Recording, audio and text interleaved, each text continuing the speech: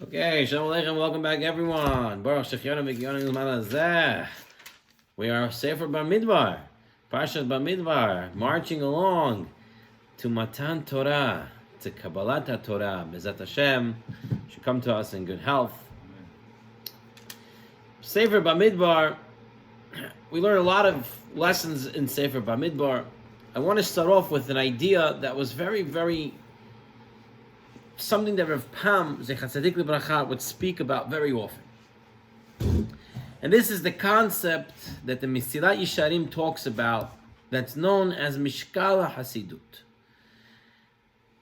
In this week's Parashah, we're told that the Bnei Kahat, the children of Kahat, the Pasuk says to Moshe Rabbeinu to make sure that they don't die out. Okay, this is in chapter 4. Right, the Levi'im, Bnei Kahat, chapter 4. Pasuk Yud-Het, Yud-Het. Hashem spoke to Moshe saying, Al tachritu et shevet mishpachot ha-Kehatim mitoch ha-Levi'im. Make sure that the tribe of the Kohatim, the Kahats, from Kahat, make sure they don't die out. They not be cut off from among the Levi'im. So explains the Midrash Rabbah in 5.1, Midrash Rabbah Bamidbar Rabbah explains why is it that they're dying out. Midrash Rabbah says a very interesting thing.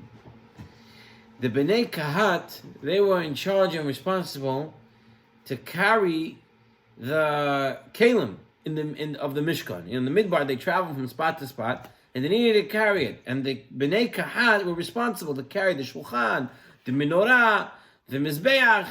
And one of the things they were responsible to carry for was the Aron HaKodesh. So what happened? The Midrash says, every member of Kahat, of the family of Kahat, they knew that if you carry the Aron, you get a lot of bracha. You get a lot of reward, a lot of blessings. So everybody wanted it. So what happened? Everyone started to run for it, and everyone said, I got to it first. Everyone was fighting. This led to people screaming and yelling, and when this happened in front of the Aron, the Shekhinah punished them, and they started to die. So Hashem comes to Moshe and Aharon, and he tells them, give each member of the Kahat family a specific task, thereby preventing arguments of who would have the privilege to carry the Aron. The Mesilat Yesharim says, wow, look at this. What should have been a great mitzvah of carrying the Kalim of the Mishkan turned to be a Chilul Hashem. They started arguing and fighting. If they would have used the concept that he calls Mishkal HaSidut, the weighing of the actions, to see what am I really accomplishing? Is this really the kavod that I want to give Hashem? Or is this taking away from the kavod? Mishkal HaSidut means you have to weigh your actions. Because the Yetzer Hara has a very unique way to make averot look like mitzvot. I'm doing it for kavod. I'm doing it for kavod Hashem, l'shem shemayim. Matzmach choket l'shem shemayim, he says. And it's not. It's rather he has a different agenda. But that's what the Yetzer Hara does. Therefore, a person has to use his Mishkal HaSidut. He has to look to see in what I'm doing really the right thing or not. There was a great giant, a Musar giant, Rabbi Yisrael Salanter, Zechat Tzadik Libracha. He was once washing his hands, and he was using a keli, the cup, and it wasn't fully full. It wasn't up to the top.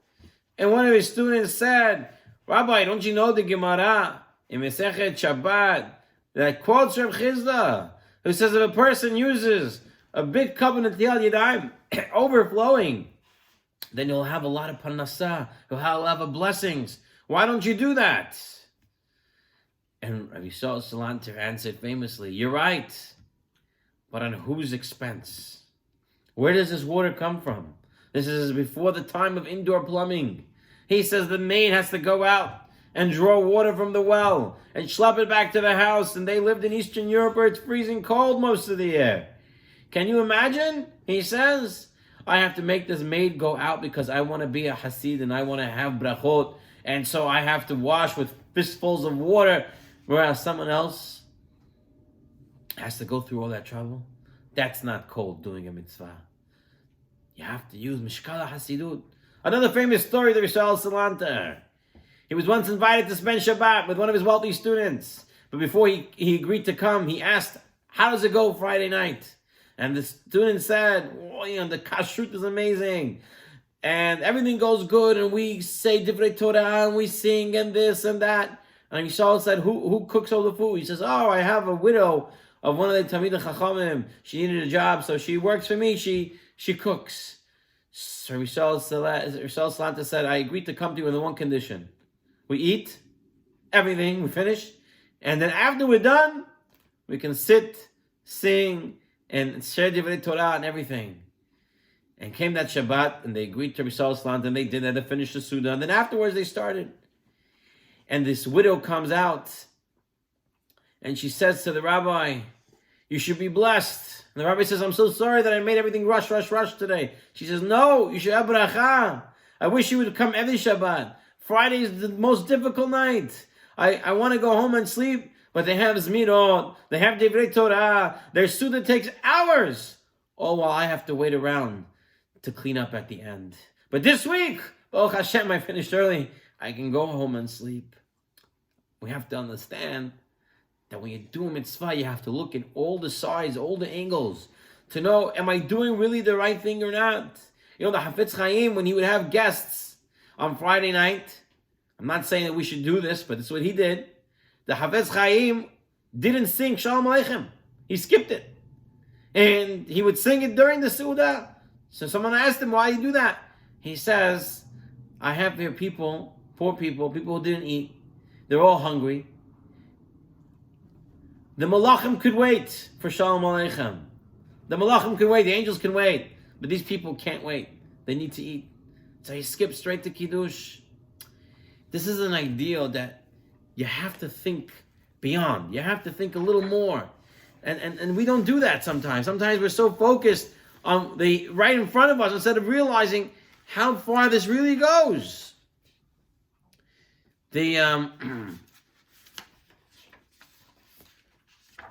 There's other examples of Mishkala Hasidut that I wanted to share. Listen to this one, Rabotai. The Manchester Rosh Yeshiva, Rav Yehuda Segel, said that although he felt that the proper place to wash the hands for the morning, Netilat Yadayim, is right by the bed. He says, all the years that my wife was alive, I never did it inside the room. I always did it outside. So your student said, if the halacha is the best to do it by your bed, why didn't you do it there? He said, because if I would have done it that way, I would have woken up my wife with all the noise. So Mishkala Hasidut. My washing the hands, waking her up, that's not worth it. Shlomo Zalman Auerbach was preparing to recite Birkat Ilanot. And someone pointed out to him there was only one tree in the garden where he's about to make the mitzvah. And the mitzvah is better to do when there's two trees. And Shlomo Zalman told his student, there's a different Hidur mitzvah that I'm doing. There's a different beautification of the mitzvah. He says, look at the window and notice the smile on the face of the almana of the widow who lives in this house. It brings her much joy when she sees that we choose her tree to make a bracha. Rav Segel once, the Manchester Rosh Yeshiva, was once coming to America for Pesach, and he had several boxes of matzos. And his student accompanying him suggested he pack the boxes in such a way that it would not be obvious to the custom agents, and therefore they would avoid paying taxes on them. Rav Segel looked at him in horror, the look of a man who was involved in Mishkala Hasidut. When Rav Segel did, in fact, end up paying taxes for those boxes, he turned to his student and said, another Hidur mitzvah, another beautification of mitzvah by paying for the taxes. Abutai, one more example. Over 60 years ago, before Rosh Hashanah, Rav Pam told his class, my landlord wants to raise our rent by $5 a month, but I can't afford it. I have two options. The first is to offer him half of that, $2.05, and he'll probably accept it. $2.50. He said, he'll probably accept it. But I have an idea. Every year I buy the Arba Minim for Sukkot. This year, maybe I can use the shul's Arba Minim and save $30, and that way I can pay the rent. What do you think? He asked his students. What's more important? Having Arba Minim or having shalom, peace, having integrity, and paying the raise? And sometimes we don't think on these lines. Sometimes we don't think on these lines, but this is the way we have to think. One more, Rabotai, one more. The Gemara in Berachot tells us a delegation approached Rabbi Elazar ben Azariah, and they asked him to accept the post of Nasi, to lead Klal Yisrael. And what did Rabbi Elazar say? I have to go ask my wife. He said, I have to ask my wife. What does this mean? So they explain, the Farshim explain that Rabbi Elazar ben Azariah was teaching. He says a married man must set aside special time to be with his wife. But now that he's going to become an Asi, it would take away time from his wife. He'd be more involved with the tzibur, more involved with the community. And he felt he couldn't do that without consulting his wife, getting her approval to spend less time with her in order to spend more time with the community. A person has to think what he's doing. A person has to really stop and think. We don't want, chas v'shalom, as it says in the Yerushalmi, oy lo lazeh shenaaseh sa negoro kategoro. Someone's source of merit turns opposite him. The defender becomes the prosecutor. He's trying to do a mitzvah, and instead, it becomes an avirah, and it works against him. Has v'shalom. Okay, Abutai, that was our first lesson on this week's Parsha. I want to move to our second lesson. In this week's Parsha, we find something very interesting. We find in the beginning of the Parsha, in Perek Aleph, Pasuk Yud Dalet, it says, listing the names of the heads of the tribes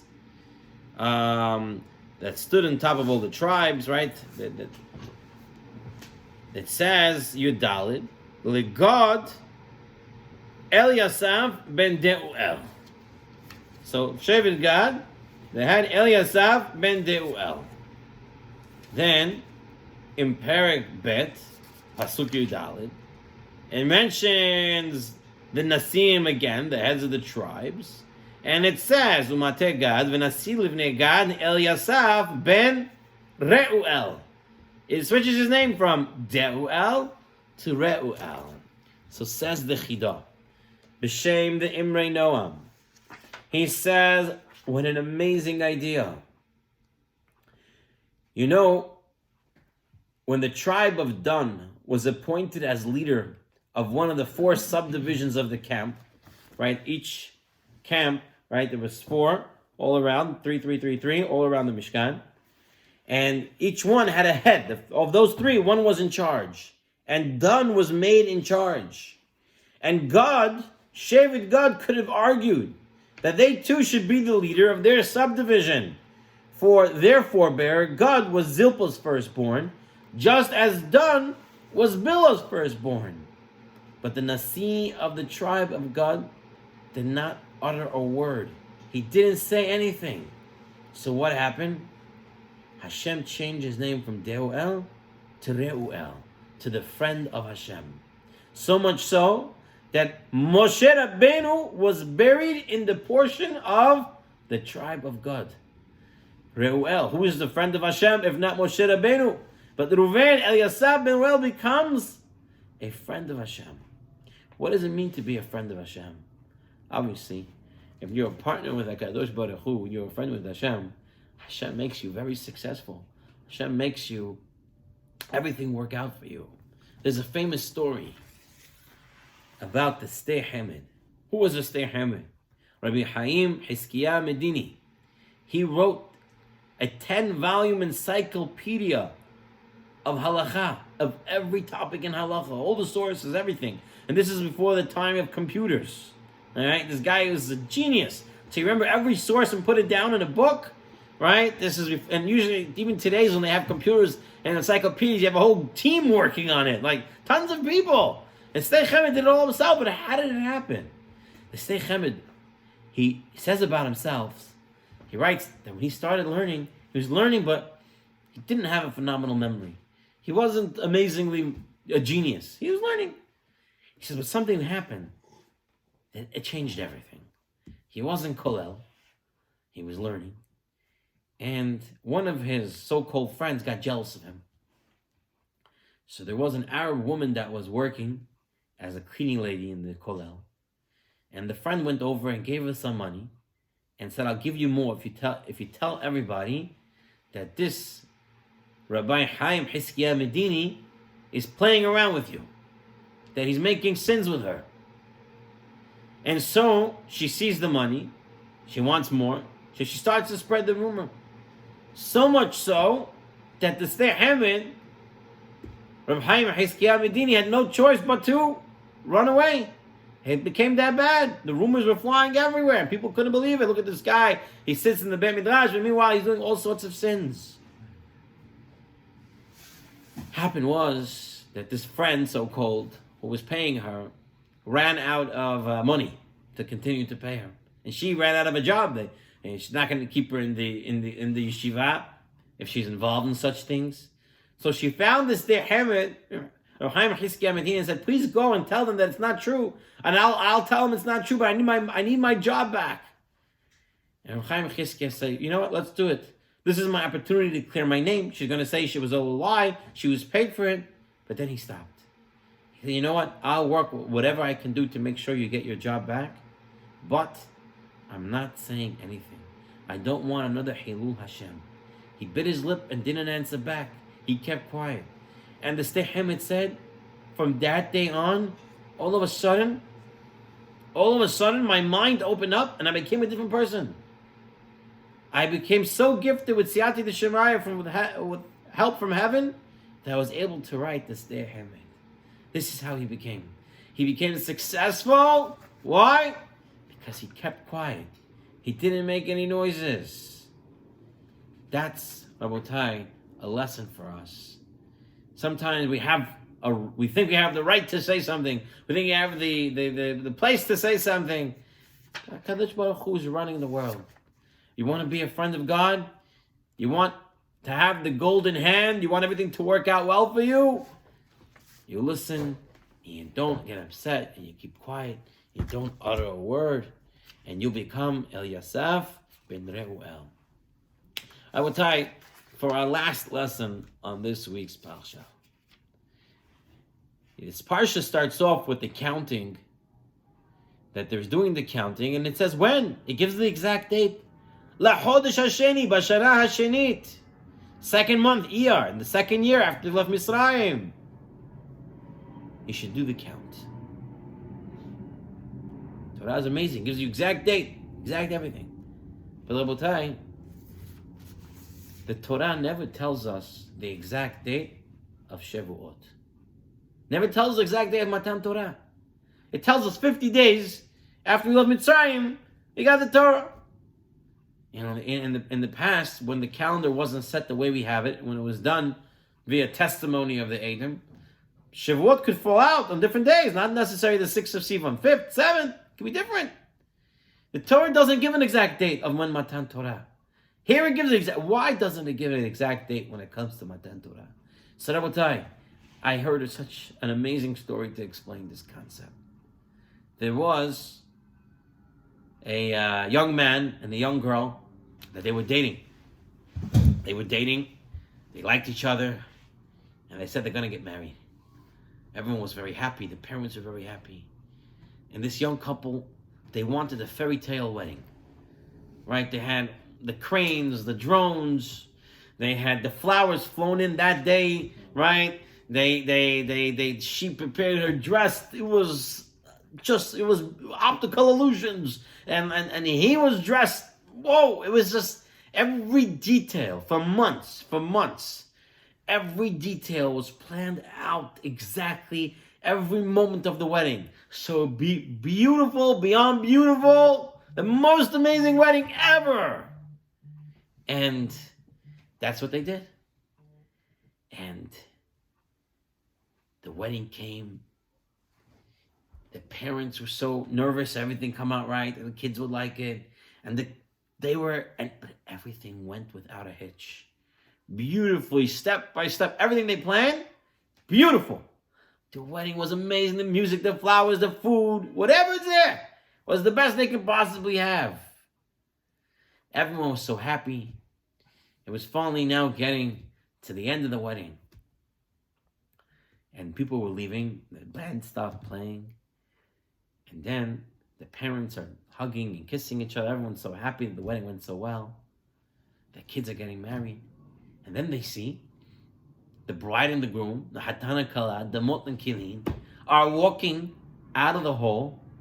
Each one has their own chimadan, each one has their own suitcase, and each one's going into a different car. So the parents and the rabbi, the Masada Kiddushin says, hey, what's going on? And the young couple says, listen, we agreed to get married, and we wanted a fairy tale wedding. And we did it! It's amazing! Now that's it. Now we're done. Now we're going to go back to our own lives. We just wanted a beautiful looking wedding. And now we're going to go on with our own lives. She's going with her stuff and I'm going with my stuff. And Rabotai, you can just imagine. The Torah is the wedding. The wedding is meant for what? It'd be foolish for anyone to think they're going to have a big fancy wedding and then they just go back home. The whole point of the wedding was to build a Bayit Ne'eman B'Yisrael. To stay together, to build a Bayit Ne'eman, to build a house. So, says,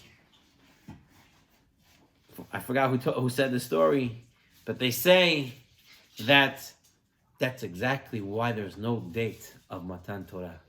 Because Hashem doesn't want us. Hashem is downplaying the date. Why? The date's not important when you got the Torah. That's not so important. Okay, make a holiday, but that's not it. The whole point of having the Torah is what? To continue to live with the Torah. Continue to learn the Torah. To continue to live in the ways of Torah. How do we do that? By understanding that the day the Torah is given is every day. It's hidden. We don't know when it is. Why? We don't need to know when it was given. Well, we need to know that it was given, and we have to use it. Right? This plays a big now idea into marriage, right? Because if we think about it, we spend so much time preparing for the wedding. How much time do we prepare to actually be a good spouse? Or to actually be a good parent? Or to do any of those things? Maybe instead of spending all those thousands of dollars on the flowers and whatnot that gets thrown out the next moment, right? Maybe invest in a good parenting course or in a good spouse course, or in something that can help us become greater people. So, Abatai, to sum up the three lessons that we had from this week's Parshat. First of all, we talk about the Midah Mishkal HaSidut, what the Mesilat Yesharim says is the most important. And we should mention that in order to do Mishkal HaSidut, to weigh the options, a person has to become more familiar with halacha, to know what is essential and what is maybe we can move, not do it. Maybe we don't have to fill up the cup the whole way. How much is the Ikar halacha? How much do I really need to fill up the kos, the Revi'it, and figure out what you need to do from there? So you have to know halacha for that. But you have to really weigh the options to see what am I doing is really good, or what I'm doing is the Yetzer Hara dressing it up as good, but really it's an Avirah. And then the second lesson was that how do you become a friend of Hashem and have Hashem on your side helping you with everything that you can do is by when something goes wrong or when something happens you don't like, you keep quiet, you're mevater. And when a person does that, Hashem will help him out. And our third lesson was, it's not important to know the date of the Torah was given, but rather what you're going to do with the Torah after you have it. Bez Hashem, we should all be zocher to a real Kabbalat Torah, right? To coming to Shavuot, Some people say it's cheesecake holiday. Some people say it's the spring holiday, it's the summer holiday. We know it's the Kabbalat Torah holiday. Bez Hashem, we should be zoicha to reach Shavuot with briut, with health, with wealth. Bez Hashem, we should see only good days. Shabbat shalom lekulam.